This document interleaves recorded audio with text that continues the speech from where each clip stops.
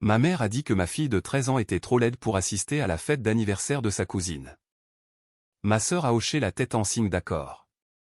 Puis, nous avons été refoulés à la porte. Je n'ai pas pleuré. J'ai agi. 10 jours plus tard, leur vie a basculé parce que ma fille était. Salut, Jennifer ici. Nous avons une nouvelle histoire pour vous aujourd'hui. Elle est pleine d'énergie protectrice et d'un moment qui change tout. Ma mère a dit que ma fille de 13 ans était trop laide pour assister à l'anniversaire de sa cousine. Ma sœur a hoché la tête en signe d'accord. Puis on nous a refusés à la porte. Je n'ai pas pleuré. J'ai agi. 10 jours plus tard, leurs vies ont été bouleversées parce que ma fille Emma tenait un sac cadeau avec du papier de soie argenté lorsque nous sommes montés les marches de la maison de ma sœur Heather. Des ballons roses étaient attachés à la rampe, de la musique s'échappait du salon, et au moins 6 voitures étaient déjà garées le long du trottoir. Emma avait passé 1 heure à se préparer dans une robe bleu pâle qu'elle avait choisie elle-même, et elle n'arrêtait pas de lisser la jupe d'une main tout en tenant le cadeau de l'autre. « Tu crois que Paige aimera ?» m'a-t-elle demandé pour la 3e fois. Je lui ai dit oui, parce que sa cousine Paige voulait ce set de bracelets depuis des semaines, et parce que les filles de 13 ans méritent encore d'arriver à une fête d'anniversaire en s'attendant à la joie plutôt qu'à la stratégie. J'entendais des rires d'enfants à l'intérieur avant de sonner. Emma a souri quand des pas se sont dirigés vers la porte. Puis elle s'est ouverte, et ma sœur n'a pas dit bonjour. Heather a regardé Emma, puis moi, puis à nouveau Emma, et toute l'atmosphère sur ce porche a changé. Elle a gardé une main sur la porte et une épaule appuyée contre le cadre, comme si elle se préparait à la tempête. C'était le premier avertissement. « Heather, bouge », dis-je d'abord légèrement, pensant que des arbres tombaient ou que des enfants couraient. Elle n'a pas bougé. Elle a jeté un coup d'œil derrière moi vers l'allée, puis a baissé la voix et a dit « Erika, je n'ai pas besoin que tu rendes ça difficile. » Les doigts d'Emma se sont serrés autour du sac cadeau. J'ai demandé de quoi elle parlait et Heather a dégluti avant de dire « Paige ne veut pas qu'Emma soit à la fête. » Elle l'a dit avec ce ton précautionneux que les gens utilisent lorsqu'ils essaient de faire passer la cruauté pour de l'administration. J'ai même ri une fois, tellement c'était absurde. « C'est la famille, dis-je. C'est une enfant, pas un videur de boîte de nuit. » Le visage d'Heather s'est durci.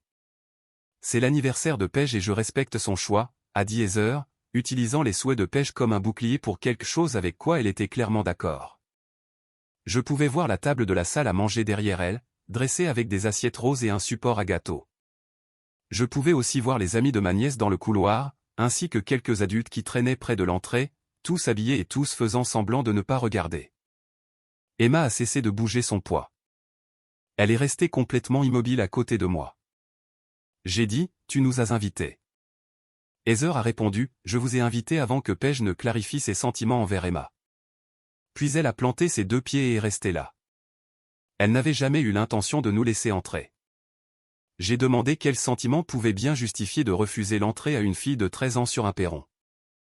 Heather a jeté un coup d'œil par-dessus son épaule comme si elle avait besoin de renfort, puis s'est penchée vers moi et a dit, « Ce n'est pas personnel. Paige veut juste une certaine ambiance ce soir. » Je me souviens de ce mot parce qu'il sonnait si ridicule à côté d'un bol de bonbons à $1 et d'une enceinte louée diffusant de la musique pop depuis le couloir. « Ambiance ?» ai-je répété. Heather hocha la tête, embarrassée et déterminée à la fois. « Il y a des photos, Erika. Ses amis d'école sont là. Elle ne veut rien de distrayant. » Le visage d'Emma a changé au mot « distrayant », mais elle n'a toujours pas parlé. Elle a juste baissé les yeux vers le sac cadeau, comme si le ruban nécessitait une attention urgente. J'ai demandé à Heather ce qui était censé être distrayant chez mon enfant. Ma sœur a pris une inspiration et a dit, « Venir comme ça, avoir l'air comme ça change toute l'ambiance. » Elle l'a dit doucement, ce qui, d'une certaine manière, a rendu les choses encore pires. Pas assez fort pour l'assumer, pas assez bas pour le nier. À l'intérieur de la maison, quelqu'un a crié que la pizza était arrivée. Heather a tressailli, puis m'a lancé un regard sévère, comme si c'était moi qui gâchais la soirée. Ma sœur comparait ma fille aux décorations. Puis ma mère, Janet, est entrée dans le couloir derrière Heather, déjà agacée, déjà préparée. Elle avait du rouge à lèvres, des cheveux coiffés parfaitement comme en magasin, et cette expression vive qu'elle utilisait quand elle voulait que tout le monde se souvienne que c'était elle qui dirigeait. « Qu'est-ce qui prend si longtemps ?» a-t-elle demandé. Et avant que je puisse répondre, elle a regardé directement Emma et a dit « Je t'ai dit ce qu'il fallait faire. » Je l'ai fixé. Excusez-moi. Janet a croisé les bras. Ne fais pas la choquer. Elle a eu toutes les chances de se rendre présentable. Heather a reculé d'un demi-pas, soulagée de laisser notre mère gérer la situation. J'ai dit, présentable pour la fête d'anniversaire d'un enfant? La bouche de Janet s'est serrée. Un peu de maquillage aurait réglé ça. Nous en avons discuté. Elle a refusé. Ce n'est pas notre faute. Emma a fait le plus petit bruit à côté de moi, comme si elle essayait de ne pas respirer trop fort. J'ai entendu du mouvement plus loin à l'intérieur et j'ai vu mon père, Ronald, au bout du couloir, figé avec un gobelet en papier à la main, ne faisant absolument rien. Puis Janet a prononcé la phrase « Je serai là pour le reste de ma vie ». Si elle insiste pour ressembler à ça, alors c'est de sa faute si elle est trop laide pour assister. Heather a fait un petit signe de tête à côté d'elle. Personne ne les a corrigés. Personne n'a même halté. Le porche est devenu très silencieux après cela. Pendant une seconde, j'ai pensé à poser ma main sur l'épaule d'Heather et à la déplacer moi-même. J'ai pensé à faire passer Emma devant chacun d'eux, à déposer le cadeau sur la table et à laisser toute la pièce me regarder demander « Quelle sorte de famille humilie un enfant à la porte ?» Puis Emma a touché ma manche. J'ai baissé les yeux et son visage était devenu vide, de la manière dont les enfants l'utilisent lorsqu'ils essaient de ne pas s'effondrer en public.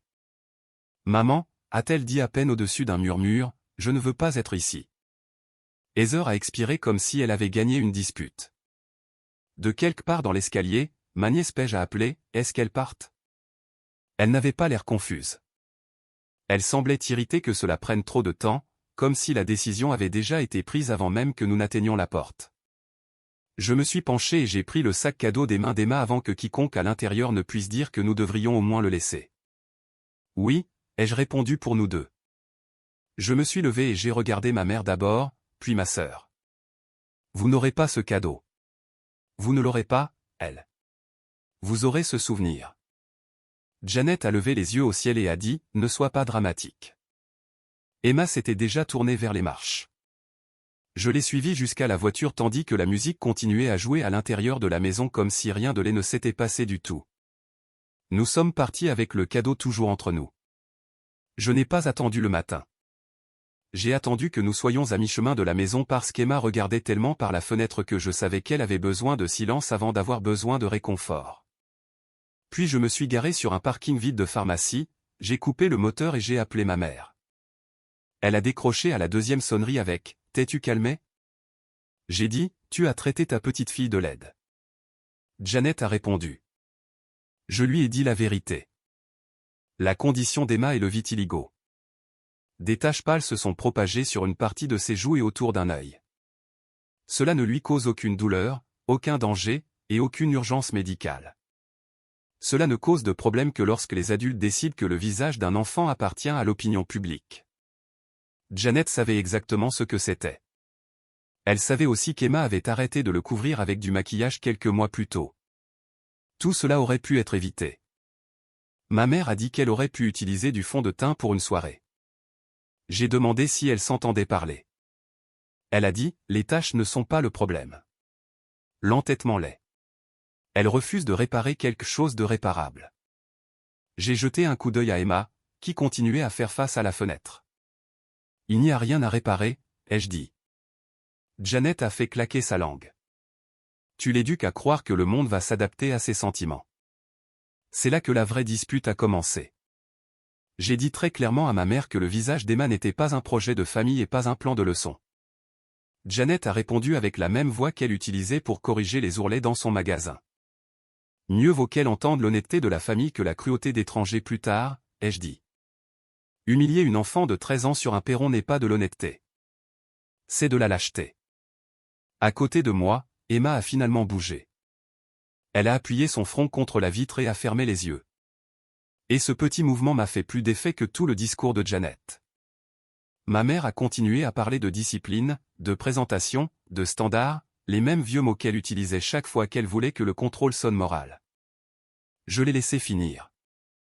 Puis j'ai dit, écoute attentivement. Ma fille est belle exactement comme elle est. Personne ne décide de ce qui va sur son visage, et personne qui lui parle comme ça n'aura accès à elle après. Janet a ri une fois et a dit, tu changeras d'avis. Non, lui ai-je dit. Tu penses que ce soir l'a remise à sa place? Non. Ça m'a montré la mienne.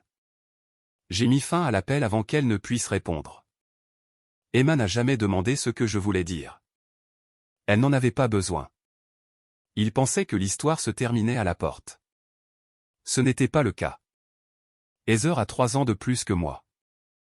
Et dans notre famille, cela est devenu d'une certaine manière un titre de poste. C'était celle que ma mère habillait en premier, complimentait en premier, excusait en premier. Lorsque nous avons grandi et eu des filles du même âge, le schéma a glissé comme des meubles déplacés dans une nouvelle pièce. Paige avait 1 an de plus qu'Emma et était automatiquement traitée comme celle à surveiller, celle à photographier, celle à mettre en avant, de sorte qu'il ne lui a pas fallu longtemps pour absorber les mêmes standards que les adultes récompensaient. Puis, quand Emma était petite, des taches pâles ont commencé à apparaître sur son visage. Au début, elles étaient assez petites pour que je ne les remarque que lorsque je lui lavais les cheveux ou essuyais du dentifrice de son menton. Un dermatologue lui a plus tard donné un nom et une explication calme. Mais avant que tout cela n'ait de l'importance, Emma s'est regardée dans le miroir un matin et a demandé « Ma peau a-t-elle oublié une couleur ?» J'ai dit « Un petit peu ». Elle a haussé les épaules et est retournée aligner des jouets animaux sur le comptoir de la salle de bain. Ce fut toute la scène. Pas de larmes, pas de peur, pas de tragédie. Elle était toujours la même enfant qui voulait des baskets à paillettes et des autocollants de dinosaures sur sa boîte à lunch. Le problème n'est pas apparu d'abord dans son corps. Il est apparu dans la pièce après que d'autres personnes l'aient vu. Emma n'était pas celle qui le rendait lourd. Ma mère a été la première personne à apprendre à Emma à remarquer qu'elle était remarquée. Elle regardait trop longtemps, puis essayait de cacher son regard en ajustant un col ou en repoussant une mèche de cheveux du front d'Emma. « As-tu décidé ce que tu allais faire à ce sujet ?» m'a-t-elle demandé un après-midi pendant qu'Emma coloriait à sa table de cuisine. Elle n'a pas baissé la voix. Elle n'a même pas fait de geste discret. Emma a arrêté de colorier et a touché sa joue. J'ai répondu comme je le faisais toujours alors, son médecin dit qu'elle est en bonne santé et nous ne la traitons pas comme si elle était cassée. Janet a soupiré comme si j'étais la difficile. Être en bonne santé est une chose. Être socialement à l'aise en est une autre. J'ai dit qu'elle avait 7 ans. Ma mère a fait glisser une assiette de biscuits sur la table vers Paige et a ajouté, c'est précisément pourquoi les habitudes commencent maintenant. Emma m'a regardé, pas encore confuse, mais alerte. Cette expression est devenue plus courante après cela. Avant les photos d'école, avant l'église, avant les dîners de fête, Janet évoquait des options. Un peu de correcteur, une crème hydratante teintée, juste assez pour l'adoucir. Chaque suggestion venait emballée comme une faveur. Chaque suggestion enseignait la même leçon. Au moment où Emma a compris ce qu'était le vitiligo, elle avait déjà appris que les autres attendaient des excuses pour cela. Le moment le plus clair est venu à la boutique de ma mère sur la place, quand Paige avait 8 ans et Emma 7.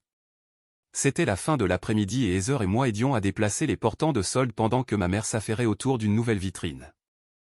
Paige avait trouvé un chapeau de paille et tournait devant le miroir pendant que ma mère applaudissait comme si elle regardait un concours de beauté. « Regarde-toi, dit Janet. Quand tu seras grande, tu pourrais être le visage de ce magasin. » Paige rayonna et fit un autre tour. Emma s'illumina. Elle s'approcha de sa cousine, souriante, et dit « Moi aussi. Je veux être le visage, moi aussi. » La pièce aurait dû se figer pendant une demi-seconde tandis qu'un adulte aimant aurait dit « Oui, bien sûr, vous êtes toutes les deux belles. » Au lieu de cela, ma mère a ri légèrement et a dit « Oh, ma chérie, tu préférerais peut-être faire quelque chose en coulisses. » Heather a ajouté « Tu es créative. Tu pourrais concevoir les flyers. » Paige a continué à s'admirer dans le miroir. Le sourire d'Emma est resté une seconde de plus, puis a disparu si vite que j'ai presque cru l'avoir imaginé. Elle a dit « Oh » et a cherché une écharpe dont elle n'avait pas besoin. Personne n'a crié. Personne ne l'a traité de laide. Cela aurait été plus facile à combattre. Ils l'ont juste écarté de la scène et ont appelé ça de la praticité. C'est à ce moment-là que j'ai clairement vu la hiérarchie. Après cela, le message n'a jamais changé. Avant les photos de Pâques, Janet brandissait un poudrier et disait, juste pour l'appareil photo, « Chérie. » Avant l'église, Heather disait à Emma, « ta cousine met un peu de brillant à lèvres et de poudre. Tu pourrais au moins équilibrer les choses. À Thanksgiving, Paige s'est penchée une fois au-dessus du lavabo de la salle de bain et a annoncé « Ma mère dit que les photos sont éternelles ». Tout en tapotant du blush sur ses joues comme une petite adulte, Emma se tenait à côté d'elle, les mains à plat sur le comptoir et ne disait rien du tout. Je suis devenue douée pour enlever les choses des mains des gens. Je suis devenue douée pour dire « Personne n'a demandé votre opinion ». Je suis aussi devenue douée pour minimiser les choses plus tard, ce que je regrette. Je n'arrêtais pas de me dire que c'était des commentaires, pas des campagnes. Agaçant, pas dangereux, mesquin, pas définissant. Mais les enfants ne séparent pas ces choses comme les adultes. Ils les accumulent. Au moment où les filles étaient assez grandes pour se soucier profondément de leur apparence sur les photos, Paige avait absorbé l'idée que la beauté lui donnait un rang, et Emma avait absorbé l'idée qu'elle avait besoin de permission pour appartenir. Dans cette famille, l'apparence était traitée comme un mot de passe. La seule chose qui a interrompu ce schéma fut la découverte par Emma de femmes en ligne qui lui ressemblaient et ne se cachaient pas. Tout a commencé par une vidéo, puis une semaine de capture d'écran à la table de la cuisine. « Regarde », a-t-elle dit un soir, me montrant son téléphone. Elle ne cachait rien. Une autre fois, elle a dit, celle-ci a fait toute une campagne. Elle ne demandait pas la permission. Elle construisait une carte. Le premier jour, elle a décidé de ne pas se maquiller du tout. Elle est descendue avec une peau nette et un visage impassible. Janet l'a remarqué au dîner et a demandé, « Alors, c'est permanent maintenant ?» Emma a répondu avant que je ne puisse le faire. Pas le vitiligo, juste moi qui ne le cache plus. Heather a fait une grimace dans son verre. Paige a reniflé. J'ai dit, oui, c'est permanent. Plus Emma devenait forte, plus elle la poussait. Chaque événement devenait une négociation. Photos de famille, église, dîner d'anniversaire. Il y avait toujours des photos, toujours des invités, toujours une raison pour que cette fois-ci soit différente. Emma a cessé de débattre. Personne ne me dira quoi faire de mon visage, a-t-elle dit avant la fête de Paige. Quand Janet en a parlé par haut-parleur, je leur ai dit qu'Emma viendrait telle qu'elle était ou pas du tout. Je pensais qu'elle bouderait. Je ne pensais pas qu'elles utiliseraient un perron pour faire agenouiller un enfant. Cette nuit-là, après notre retour à la maison, j'ai pensé qu'Emma était allée se coucher tôt. La maison était silencieuse, et pendant 20 minutes, je me suis laissé croire qu'elle voulait dormir plus que converser. Puis je suis passé devant la salle de bain et j'ai vu de la lumière sous la porte. Quand j'ai frappé, elle n'a rien dit. J'ai ouvert quand même. Son sac de maquillage était vidé sur le lavabo, comme si quelqu'un l'avait secoué à l'envers dans la panique. Du fond de teint était étalé sur le comptoir, des traces sur une serviette, frottée sur la manche de sa robe. Emma se tenait trop près du miroir, une main posée sur le bord du lavabo, l'autre essayant d'étaler du fond de teint sur les taches pâles de sa joue avec des doigts tremblants. Ça ne correspondait pas. Il reposait sur sa peau en bande boueuse, la faisant paraître moins elle-même à chaque fois qu'elle essayait. « Emma » dis-je en m'approchant d'elle. Elle a tressailli et a attrapé une autre éponge. « Attends. » Sa voix s'est brisée sur ce mot. « Je peux faire mieux. » J'ai pris l'éponge doucement et l'ai posée. Elle s'est essuyé le visage avec le talon de sa main, ne faisant que l'étaler davantage. Puis elle m'a regardé dans le miroir et a murmuré la phrase que j'avais crainte depuis le porche. Peut-être qu'elles avaient raison. J'ai senti quelque chose en moi se bloquer. Une fois qu'elle a commencé à pleurer, le reste est sorti vite et laid. Elle s'est assise sur le bord de la baignoire dans sa robe, le fond de teint séchant sur sa mâchoire, et m'a dit des choses qu'elle n'avait jamais prononcées à voix haute. Elle a dit qu'elle avait l'habitude d'imaginer qu'un jour les gens la remarqueraient de manière positive, non pas parce qu'elle se cachait bien, non pas parce qu'elle se réparait assez, mais parce qu'elle avait l'air frappante, différente et bien dans sa peau, comme ses filles en ligne. A-t-elle dit, ou juste à l'école, sur des photos, n'importe où. Puis elle a ri d'elle-même, un petit son aigu qui m'a donné envie de briser tous les miroirs de la pièce. C'est tellement embarrassant. Je me suis agenouillé devant elle et j'ai dit qu'il n'y avait rien d'embarrassant à vouloir être vu avec gentillesse. Elle a secoué la tête. Personne ne choisit la fille qui me ressemble, maman. Pas pour quoi que ce soit. Elle l'a dit d'un ton neutre, comme si elle admettait enfin la vérité après avoir fait semblant de ne pas connaître la réponse. J'avais passé des années à corriger les commentaires et à apaiser les dommages. Assise là sur le carrelage, j'ai réalisé que l'apaisement ne suffirait plus. Ma famille n'avait pas seulement blessé ses sentiments. Elle lui avait donné un avenir auquel elle commençait à croire. C'est à ce moment-là que ma colère est devenue utile. Le lendemain matin, je n'ai pas rappelé ma mère. Je n'ai pas envoyé de message à Heather.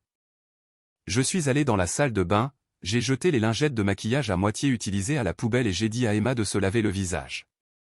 Elle m'a regardé comme si elle s'attendait à un autre discours d'encouragement. Au lieu de cela, j'ai posé mes mains sur ses joues et j'ai dit « Non, je ne les laisserai pas te faire ça ». Puis je lui ai dit de se laver le visage et de m'attendre. J'avais un premier arrêt à faire. Lena, une femme que je connaissais du travail, s'occupait des séances photos promotionnelles et des médias sociaux pour une autre boutique pour enfants sur Main Street, pas le magasin de ma mère. Elle était intelligente, rapide et l'une des rares personnes en ville à comprendre à quelle vitesse une image pouvait changer une pièce. J'y suis allé sans rendez-vous. Lena était en train de défroisser une étagère de robes d'été quand je suis entré, encore assez en colère pour l'entendre dans ma respiration. Elle a levé les yeux et a dit « Erika ». Je lui ai raconté ce qui s'était passé à la fête du début à la fin, sans rien adoucir. Je lui ai dit que je n'étais pas là pour la pitié. J'ai besoin d'une chance, dis-je. Pour que ma fille soit vue avant qu'il ne lui apprenne à ne pas l'être. Lena a écouté, la vapeur sifflant entre nous. Puis elle a posé son fer et a demandé « Emma peut-elle être ici à 10 heures ?» Cette question a changé la journée. Emma ne s'est pas remise parce que j'avais fait un plan. Elle a discuté tout le long du trajet. C'est juste pour me faire sentir mieux, dit-elle. Je ne veux pas que les gens me regardent. Je lui ai dit que les gens nous regardaient déjà et que nous en avions assez de les laisser décider ce que signifiait un regard. Le coin du studio n'avait rien de spécial. Un rouleau de papier crème accroché à des supports, deux lumières, une table avec des épingles à nourrice et des élastiques à cheveux, et un ventilateur qui cliquetait à chaque fois qu'il tournait. Lena nous a présenté à la photographe, une étudiante nommée Mia, et j'ai vu Emma se préparer à être corrigée. Cela n'est jamais arrivé. Personne n'a cherché de correcteur. Personne n'a penché son menton d'un côté de son visage. Mia a juste levé l'appareil photo et a dit « Restez exactement comme ça ». Emma a froncé les sourcils, incertaine d'avoir bien entendu. Lena ajusta une veste en jean et répéta « Non, vraiment, ne change rien ». Les 10 premières minutes furent raides. Emma n'arrêtait pas de toucher ses cheveux, puis laissait tomber sa main. Elle essayait sans cesse de sourire comme les gens le font sur les photos d'école quand ils veulent disparaître. Puis Mia dit « Regarde-moi droit dans les yeux comme si tu en avais marre qu'on te dise quoi faire ». Quelque chose dans le visage d'Emma s'est détendu. C'était la première expression honnête que j'avais vue depuis la fête. Personne dans cette pièce ne traitait son visage comme une erreur. 10 jours plus tard, j'ai fait passer Emma devant la vitrine et je l'ai vue s'arrêter si brusquement que sa basket a couiné sur le trottoir. Sa photo était imprimée presque aussi grande qu'elle. Même visage, même tache pâle autour de l'œil et sur la joue, même menton qu'elle relevait toujours quand elle essayait d'avoir l'air plus courageuse qu'elle ne se sentait.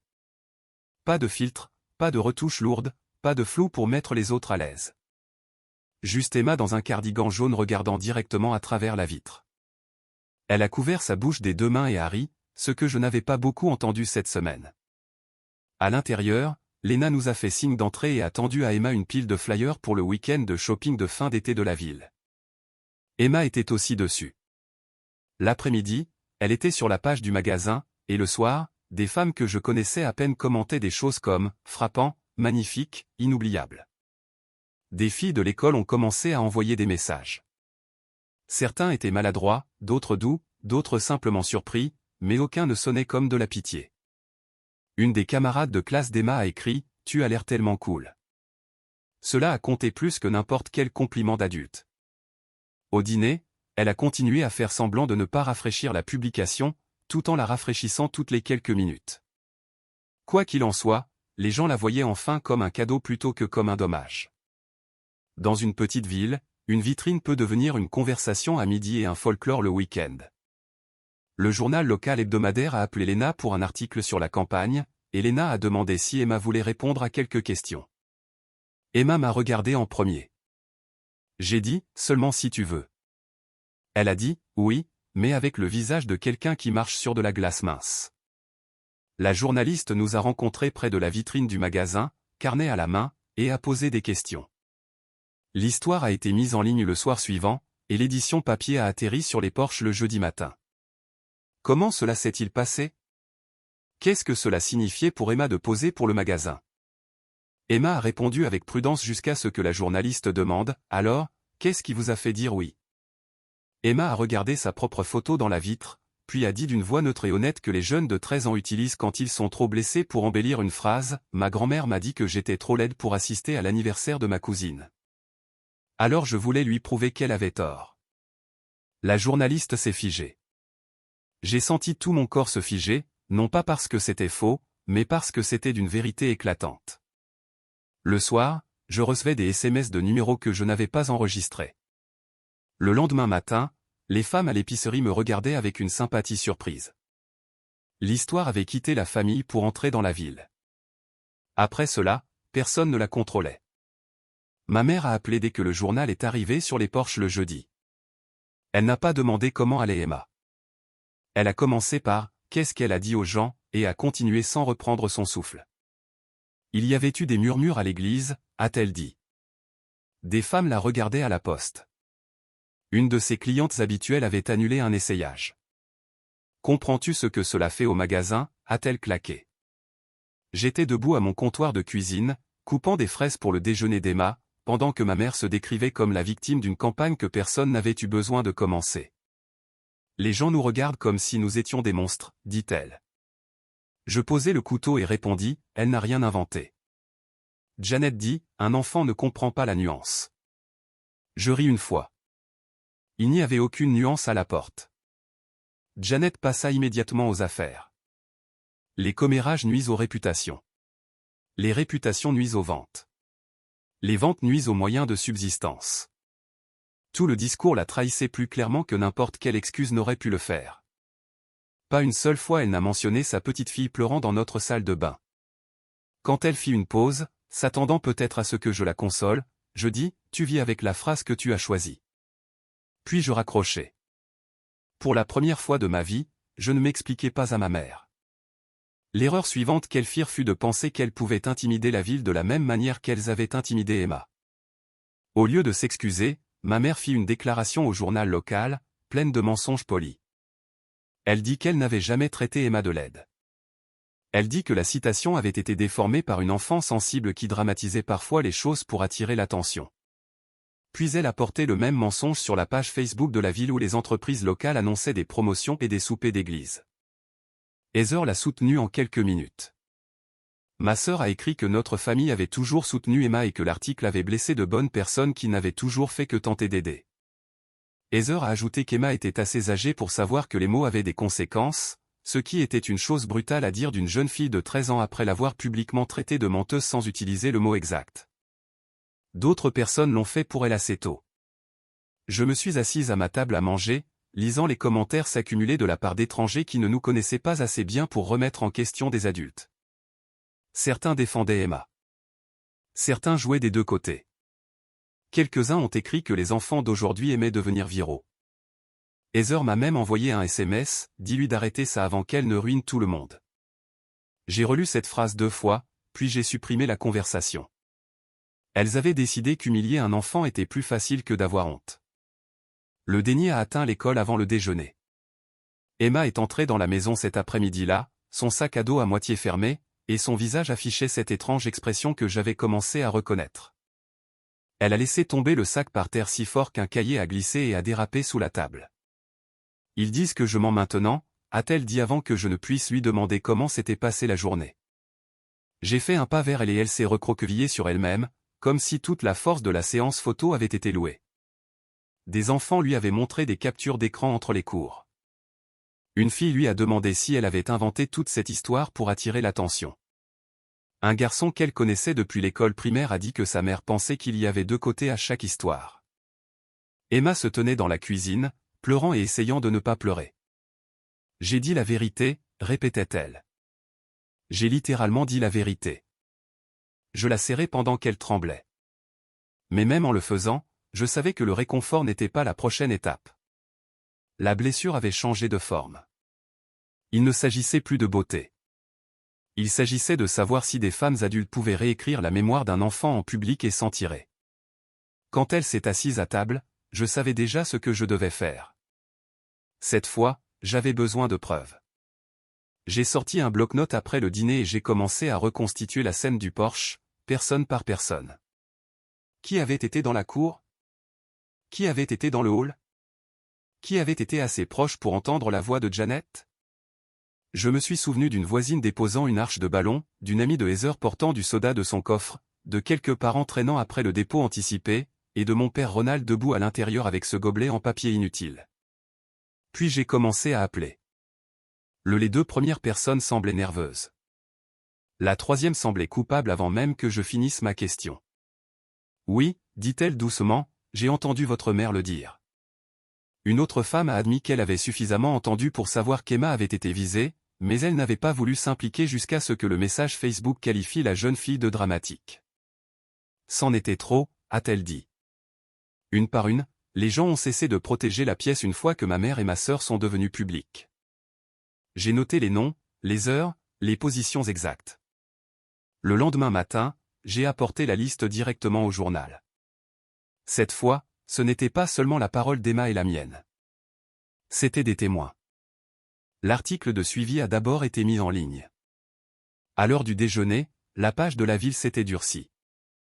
Les gens étaient furieux que deux femmes adultes aient entendu un enfant dire la vérité et aient essayé de l'écraser à nouveau. Ce fut le vrai tournant. Nous avons coupé les ponts après cela. Il n'y a pas eu de sommet familial dramatique, pas de confrontation larmoyante sur un parking, pas de scène de réconciliation finale à Noël. J'ai cessé de répondre. Emma a cessé de demander si nous devions aller à des événements. La vie est devenue plus calme d'une manière qui nous a permis de nous entendre à nouveau. Environ un an plus tard, une invitation pour le prochain anniversaire de Paige est arrivée par la poste. Tout en écriture pastel et sans mention du précédent. Je l'ai posée sur le comptoir et Emma y a jeté un coup d'œil une fois avant de dire non. J'ai dit d'accord. Et ce fut le vote familial. Plus tard, j'ai commencé à entendre parler de la fête par d'autres personnes, car c'est ainsi que l'information circule dans une petite ville lorsque tout le monde essaie de ne pas bavarder. Apparemment, beaucoup de gens n'y sont pas allés. Certains ont envoyé des excuses. Certains ont ignoré l'invitation. Selon la plupart des témoignages, il n'y avait surtout que Paige et ses parents avec quelques amis de la famille trop impliqués pour rester à l'écart. J'avais des sentiments compliqués à ce sujet. Paige était encore une enfant, même si elle avait été cruelle. Les enfants apprennent le statut des adultes qui le leur donnent, et elle en avait beaucoup reçu. Mais les conséquences atterrissent quand même là où elles doivent atterrir. Ce qui s'est passé sur ce porche n'était pas resté sur ce porche. Certaines leçons résonnent plus longtemps que les fêtes. À peu près à la même époque, j'ai commencé à entendre un autre ensemble de nouvelles par les canaux de la ville. Je n'avais plus besoin de me tenir à l'intérieur. La boutique de ma mère était en difficulté. Les gens n'avaient pas oublié. Certains refusaient d'y faire leurs achats par principe. Certains ne la regardaient tout simplement plus de la même manière. Puis j'ai appris que le magasin fermait finalement. Quelques semaines après cela, quelqu'un m'a dit qu'Heather avait parlé de quitter la ville parce que toute cette histoire les suivait partout. J'ai pris l'information comme j'aurais pris des nouvelles météorologiques d'un comté voisin, notant « réel », mais pas à moi de gérer. Pendant ce temps, la vie d'Emma continuait de s'ouvrir. Lena l'a ramenée pour d'autres séances photos locales. Elle s'est fait des amis, pas le genre qui classe les filles dans les couloirs, mais le genre qui vient en survêtement et laisse des bols de céréales dans mon évier. Elle riait davantage. Elle regardait plus les gens dans les yeux. Elle a cessé de porter automatiquement la main à ses cheveux chaque fois que quelqu'un sortait un téléphone pour une photo.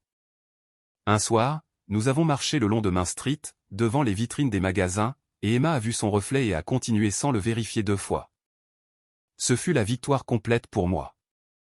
Pas la vengeance, pas le scandale, pas leur porte qui se ferme, juste ma fille traversant la ville comme si elle avait tout le droit d'être vue. Et vraiment, n'est-ce pas la seule fin qui compte? Alors, qu'en pensez-vous? Ai-je fait la bonne chose en ripostant, ou suis-je allé trop loin après ce qu'elles ont fait à ma fille? Faites-le moi savoir dans les commentaires et abonnez-vous pour plus d'histoires.